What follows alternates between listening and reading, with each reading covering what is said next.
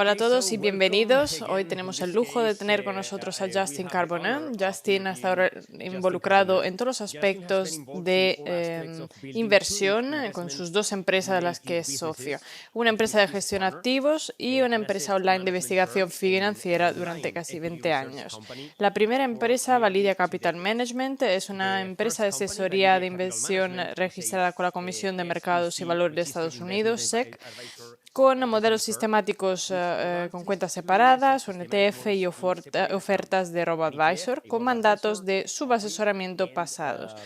La segunda empresa es Valida.com, una empresa fintech con series de estrategias cuantitativas, con distintos productos online, premium y también herramientas. Y es coanfitrión del podcast de inversión Excess Returns con Jack Forehand. ¿Qué tal, Justin? ¿Qué tal por ahí? Sí, todo genial. Mil gracias por la invitación. Por supuesto, el placer es todo nuestro. Justin, mi primera pregunta es, ¿qué te ha llevado al mundo de la inversión ante todo? Entonces, ¿cuál es tu historia?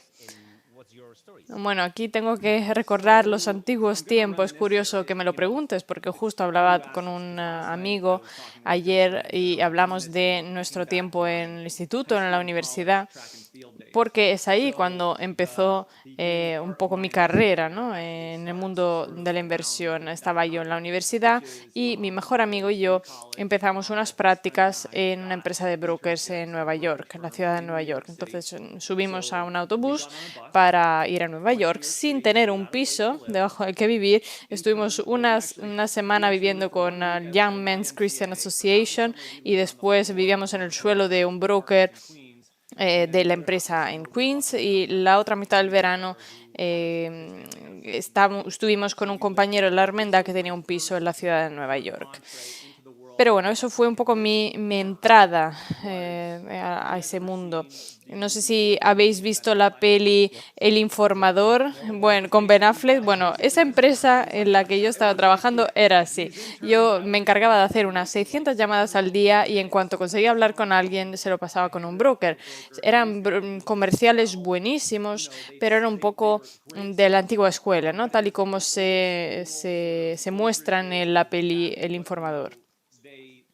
Entonces fue una experiencia fantástica, aprendí bastante sobre el mercado, teníamos también que trabajar los fines de semana y todo, pero bueno, me sirvió para entender lo que no quería hacer. A veces en tu vida tienes esas experiencias que te abren los ojos, ¿no? Algo que no quieres hacer, lo tienes claro. Entonces haciéndolo lo entendí. Fue una buena experiencia, pero me abrió un poco los ojos. Volvimos de Nueva York, mi amigo y yo, y contestamos, siempre cuando estamos en la universidad, contestamos a un anuncio de prácticas de analistas de investigación. Ese anuncio lo había publicado John Rees, que es el actual fundador de Validia. Eso ya nos lleva a los años 90, finales de los años 90, inicios de los años 2000, a el equipo fundador, por así decirlo, de la versión 1.0 de Validia.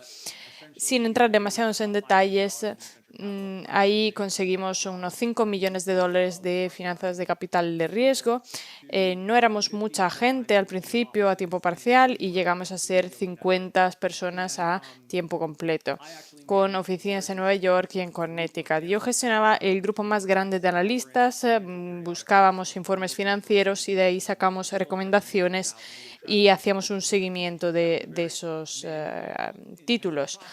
Fue un proceso muy intenso, pero en esa fase tan temprana de mi carrera me dio esa capacidad de gestionar, ¿no? Leer, mirar contenido relacionado con la inversión y gestionarlo. A la vez, en paralelo, en Validia se estaban desarrollando estrategias de gurús o modelos cuantitativos y eso sigue en pie a día de hoy en gran medida. Bueno, estoy intentando llegar a donde estamos hoy. Pasó mucho tiempo. Estamos hablando de finales de los años 90, inicios de los años 2000. Llega el auge de los .com y desarrollamos y luego tuvimos que desmantelar la empresa En cuestión de 2 años y medio pasamos de decir, pues desarrollamos la empresa y vamos a ser todos multimillonarios a vamos a quebrar y tengo que despedir yo a compañeros cada mes. Pero lo que pasó, una lección muy importante para emprendedores y creadores, es que John Rees, el fundador de Validia, poseía las patentes de la tecnología de esos modelos de gurús. Y cuando se desmanteló la empresa, John Rees tenía la propiedad de esas patentes y de esa tecnología de esos modelos. Entonces, Validia 1.0 acabó, aunque teníamos todavía un trato con Nasdaq, pero bueno, eso es otro tema. Y Jack, que es con el que estoy ahora, mi socio, y John, dijeron, pues vamos a lanzar un producto de suscripción y lo desarrollaron. Yo volvía mientras tanto a la universidad, pero me llamaron para seguir con la empresa después de que acabara la era de Validia 1.0 para que ayudara a desarrollar ese negocio con los contactos de los medios de comunicación que tenía. Y conseguí mucha buena prensa para Validia y ayudó mucho con el desarrollo de los productos de suscripción, que fueron un éxito en ese momento. Y después, en 2005, lanzamos la empresa de gestión de activos.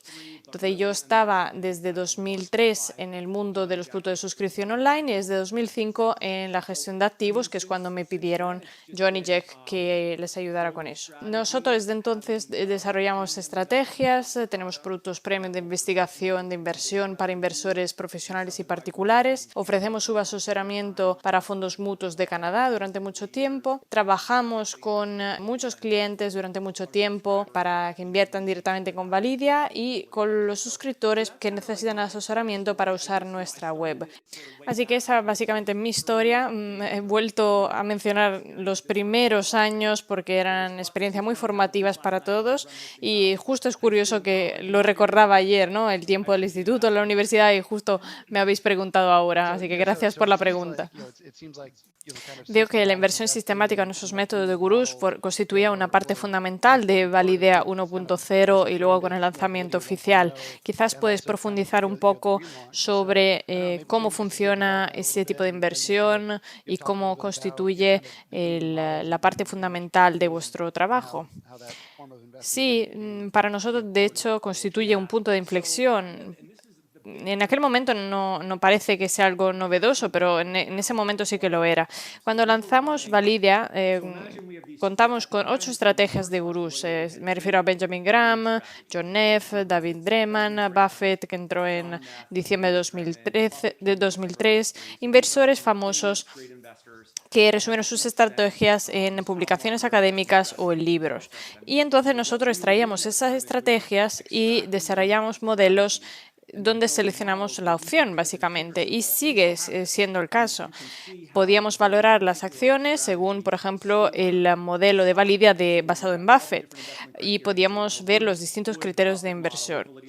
Pero el punto de inflexión para nuestra empresa se halló en el momento en el que Jack desarrolló carteras de modelos implementables encima de esas estrategias. Porque era fantástico decir, vale, valoramos las estrategias, las podemos filtrar, pero ahí podíamos construir a partir de ahí. Nosotros, por cierto, en Validia utilizamos acciones 10-20 y de esa forma podíamos alinear el rendimiento con los modelos de esos gurús. En 2003, 2004 eso era único. Entonces, la idea era un poco emular lo que hacían esos gurús como Benjamin Graham, por ejemplo. Y estamos hablando de una época mágica para el value investing en Estados Unidos, 2003, 2007. Estamos justo en el momento correcto, en el lugar correcto, con estrategias y seguimos luego el rendimiento. Una historia muy interesante como mínimo. Por cierto, el mercado muestra casos así. Si, por ejemplo, nos fijamos en la curva de rendimiento, los movimientos y los tipos, los puntos de inicio en términos de dispersión de valoración, cosa por el estilo. Veo que hay analogías muy claras entre el momento en el que estamos ahora mismo y el mercado de 2003-2007, con las materias primas, por ejemplo, y lo cual es sin duda muy interesante. Y hay algo que has comentado que también es muy interesante, es que vosotros desarrolláis modelos y los inversores lo que hacen es utilizar modelos, pero para implementarlos tienen que hacerlo a partir de muestras. Por ejemplo, consideras la historia y, bueno, puede que seas un buen inversor o puede que tengas los factores positivos en ese momento, pero el tema está en que hoy no se trata de un cualquier momento, es hoy. Entonces, tiene que sacar esos aprendizajes, esas metodologías, pero tienes que aplicarlas en un momento cualquiera con incertidumbre ante el futuro. Y vosotros me parece que le habéis dado un poco la vuelta a la tortilla a todo eso. Sí, y con el tiempo empezamos con ese conjunto de modelos que teníamos cuando lanzamos Validia en 2003 y seguimos desarrollando estrategias que fueran un poco más únicas para diferenciar el modelo. Las estrategias, la mayoría venían del mundo académico, pero sí, sin duda.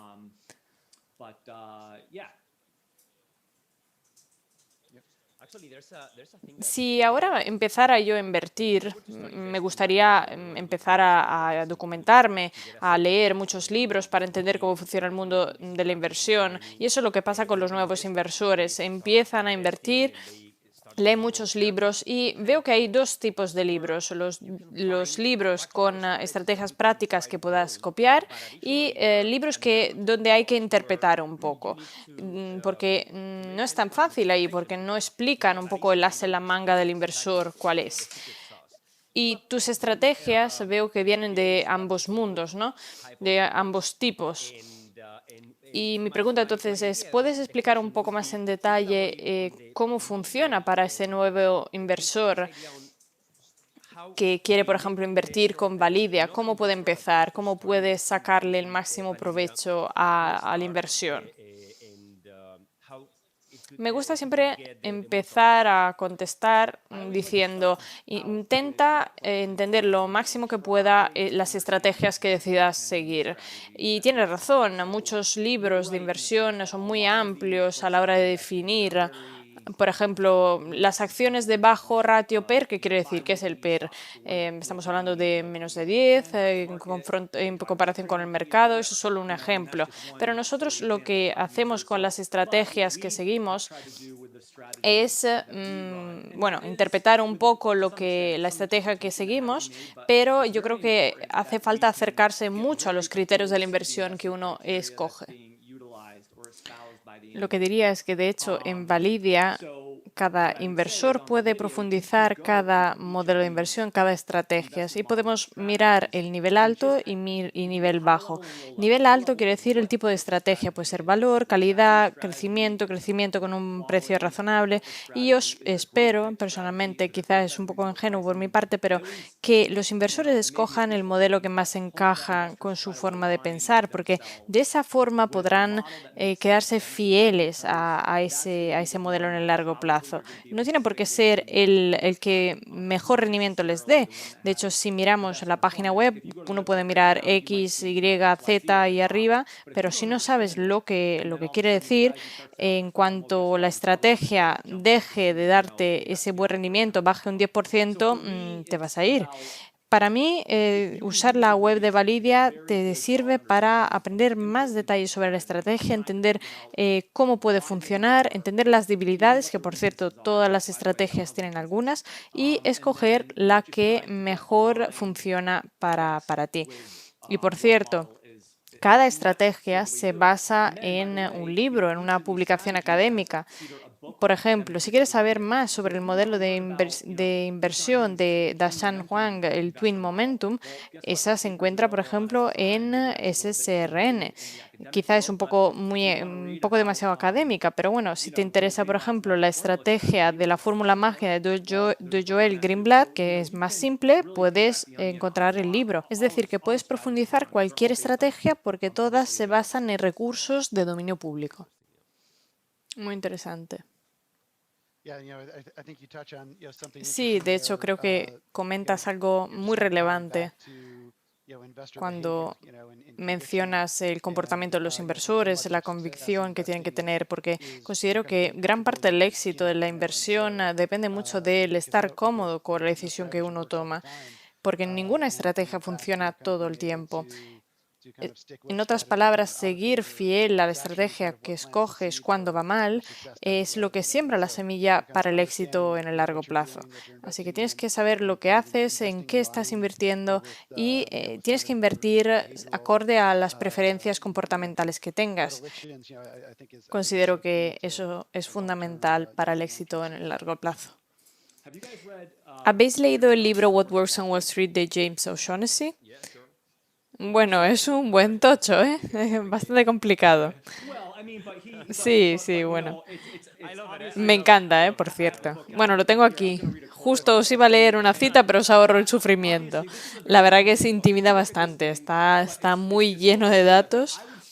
Pero diría que cualquier inversor interesado en lo que estoy comentando, en eso de los modelos, tiene que leerlo porque es el libro perfecto para entender las estrategias cuantitativas más sencillas. Sí, estoy de acuerdo. Empieza explicando por qué los modelos son mejores que los humanos y los modelos son imperfectos.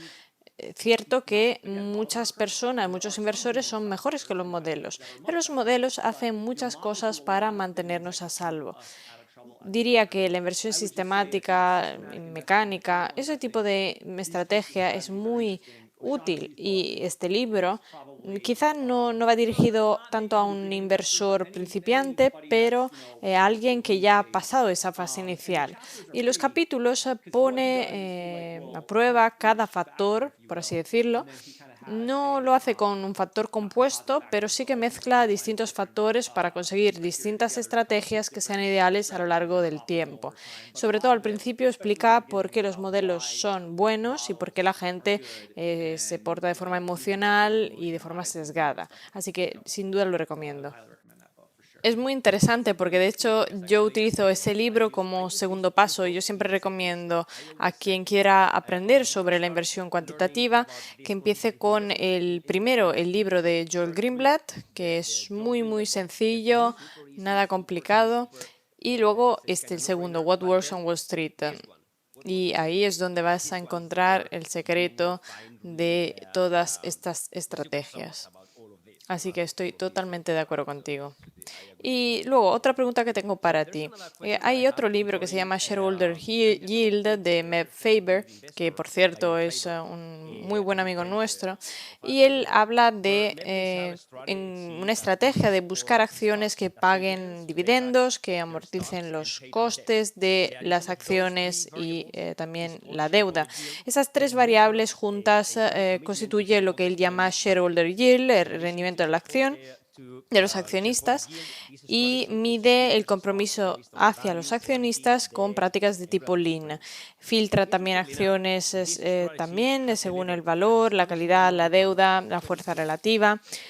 Y es interesante ver que esa estrategia ha tenido una rentabilidad anual del 22-23% desde 2009 en la web, mientras que los fondos Cambria no han tenido un rendimiento de ese tipo. Entonces, ¿cuál es la diferencia y cuál es la razón por la que los inversores deberían optar por esos fondos gurús con esas estrategias? Es una pregunta muy buena. Hay distintos elementos que habría que tener en cuenta.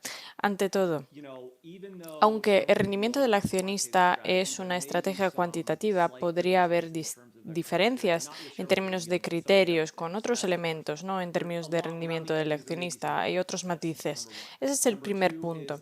Y el segundo elemento es que el universo entre el que escogemos en nuestra web podría diferir del de web. Él podría tener distintas reglas para desarrollar su cartera, para construir su ETF. Nosotros básicamente seguimos carteras de 10-20 y dejamos libertad al modelo para llevarnos a donde él quiera. Sí que tenemos algunos requisitos de liquidez, por ejemplo, para filtrar las ultra small caps. MEPS quizás tenga otros requisitos según la inversión que siga. No sé bien el tamaño de su fondo actualmente, depende de la cantidad de dinero que esté ahí. Pero esas son dos cuestiones importantes. Si pensamos en el modelo que se basa en un libro, que podría copiarse, ¿no? La persona que utilice ese modelo podría introducir diferencias y eso le podría llevar a diferentes resultados. En Validia no solo utilizamos el modelo de acciones 10-20, sino también modelos que revisamos cada mes, cada trimestre, cada año para conseguir una mayor eficiencia fiscal. Hay distintas maneras de reequilibrar nuestras carteras para que los inversores puedan aprovechar esos ajustes. Es obvio que el ETF, por ejemplo, sigue un único tipo de frecuencia a la hora de reequilibrarse. Hay otras dos cuestiones sobre rendimiento, como tú decías, ¿no? Es fundamental que la rentabilidad en exceso, que veamos que la rentabilidad en exceso haya llegado el año pasado. ¿Y eso por qué? Porque el modelo compró GameStop, creo que en abril o mayo del año pasado. Así que imagínate la rentabilidad que esa acción dio a toda la estrategia. Es curioso que el rendimiento del accionista del ETF de Medfavor era además el más grande ETF con GameStop. Es un ejemplo de que este modelo y el ETF que de hecho utilizaba este modelo van de la mano. Así que esta es una cuestión, pero existe un aprendizaje incluso más relevante. No me lo estás preguntando, pero creo que es relevante comentarlo. Cuando miramos el rendimiento de una estrategia de inversión, por ejemplo, el modelo que escoge GameStop, que es un modelo de 10 acciones, y la rentabilidad del modelo influencia en la rentabilidad muchísimo. La rentabilidad total del modelo, bueno, más bien la rentabilidad del modelo, no es la rentabilidad total porque nuestra rentabilidad no incluye los dividendos. Pero el punto es que si tú miras la estrategia de inversión, miras la rentabilidad de más o menos 5 o 10% respecto al mercado cada año, y luego miras nuestra estrategia, nuestro modelo, y ves que tiene una rentabilidad de 120%, 5 veces más que el mercado, te deberías preguntar qué ha pasado. Tú como inversor te tienes que preguntar por qué, ¿no? Y no tienes que dar por sentado que esa rentabilidad anualizada del 23%, que viene principalmente de la rentabilidad de GameStop, se pueda replicar. Para mí es importante que los inversores profundicen más, si es posible, y se pregunten de dónde viene esa rentabilidad. Sí, sin duda. Muy interesante. Mike. Bueno, no sé si Iván quieres comentar un poco el trabajo que vosotros y Valida estáis haciendo. Sí, sin duda. Bueno, hay algo que efectivamente quiero comentar.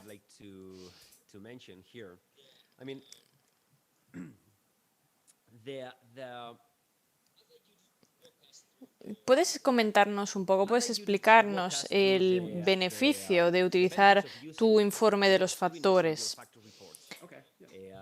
Porque de hecho hemos llegado a un acuerdo gracias al cual nuestros suscriptores se pueden beneficiar en exclusiva de estas herramientas y la verdad que estoy súper contento. Pueden utilizar los screeners y los informes de los factores tanto para las acciones como para los ETFs. Así que me encantaría escuchar de primera mano por tu parte de cuáles son los beneficios para los inversores que deseen utilizarlos. Sí, estamos encantados de lanzar esta iniciativa con vosotros. Es maravilloso encontrar socios que comparten tu filosofía, que comparten tu visión y así llegar a tantos inversores exitosos. A través de vuestra web hemos integrado, no sé si todavía está online, pero llegará, hemos integrado una serie de herramientas que vuestros suscriptores podrán utilizar de forma gratuita. Estaría el informe de factores de acciones, básicamente tecleas marcando la opción deseada. Nos estamos alejando de la estrategia de gurús, pero sería más bien factorial, como por ejemplo el valor, el tamaño, la calidad negativa, el momentum, la volatilidad, es decir, los principales factores de la inversión y subfactores. Por ejemplo, puedes teclear en tu web Apple y ves el ranking según el nivel alto del factor valor. Y luego puedes bajar también un nivel y puedes ver el ranking de la acción según otros subcriterios, por ejemplo, el factor valor. Eso lo puedes hacer para distintas acciones específicas y en vuestra web se puede también hacer para los ETFs, los títulos de Estados Unidos, que también es muy valioso. Puedes mirar la exposición, por ejemplo, a los ETFs los ETFs de ARK, el rendimiento del accionista, el valor, la calidad, etcétera. Entonces puedes ver que la empresa afirma que tiene una estrategia de valor, pero si luego el ranking es bajo en términos de valor, quizás la definición sea distinta de tu definición del valor. Así que tu exposición al valor no es la que tú crees que tienes. Por eso puedes usar el informe de valor de los ETFs, pero también luego están herramientas simplificadas de screening, como el screener de los ETFs, para ver la exposición factorial, las acciones activas, la comisión para las acciones activas. Cosas importantes, yo creo, en relación con los ETFs. Y luego están el screener de las acciones gurús, que también está relacionado con los gurús y sus modelos. Por ejemplo, puedes mirar la acción según el modelo de Benjamin Graham o distintas personas. Y entonces ya ves el conjunto de las estrategias de esos gurús y puedes seleccionarla. También, si hablamos más de Validia, puedes preguntarte por qué usar Validia, ¿no? Lo puedes utilizar para analizar ideas de inversión, es decir, como un motor de análisis, pero también para buscar nuevas ideas de inversión. Es decir, que ahí se encuentran herramientas de screening, pero también modelos de carteras. Parte de eso estará disponible en Zona Value y por lo general espero que los usuarios aprecien este tipo de herramientas. Creo además que en el futuro propondremos un descuento a vuestros clientes para que puedan tener acceso a todo el material disponible en nuestra web de Validia. Bueno, tengo que decir que he estado echándole un vistazo porque ya está actualizado, creo que ya está en la página web, de hecho creo que hoy era el día del lanzamiento en la web. Y tengo que decir que nada, que le he estado echando un vistazo y me parece increíble, espectacular. Está muy bien, está genial la idea de analizar los ETFs según distintas perspectivas. Sin duda nos ayuda muchísimo para ver distintos tipos de análisis, ¿no? Un análisis no el típico que encuentras por ahí normal y corriente. Y además lo pueden utilizar de forma gratuita. Así que mil gracias, Justin, eso era lo que te quería decir. Mil gracias, de verdad, porque creo que los usuarios van a poder disfrutar mucho la herramienta. Creo que deberíamos dejar aquí la entrevista porque ahora vamos a hacer otra contigo. Así que, Justin, mil gracias por tu entrevista. La vamos además a interpretar al español para tenerla en las dos versiones, en español y en inglés. Espero que nuestro público la disfrute tanto como lo he hecho yo. Así que mil gracias, Justin. Muchas gracias. Muchas gracias, Justin.